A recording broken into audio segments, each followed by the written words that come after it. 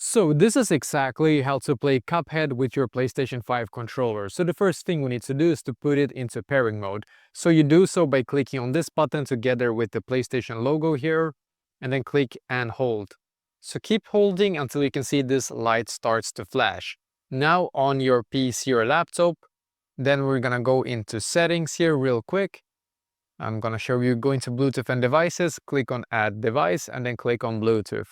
Look for the DualSense wireless controller. This is the one that you need to connect to your PC or laptop.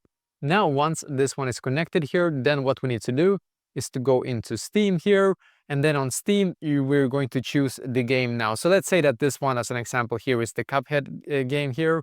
Then we need to also click on View Controller Settings, and make sure to enable Steam input. If it says like this, enable Steam input, just click on it. If it says disable Steam input, you don't have to do anything. Your controller should now be recognized on Steam and also on Cuphead automatically after that. And that is basically exactly how to do this.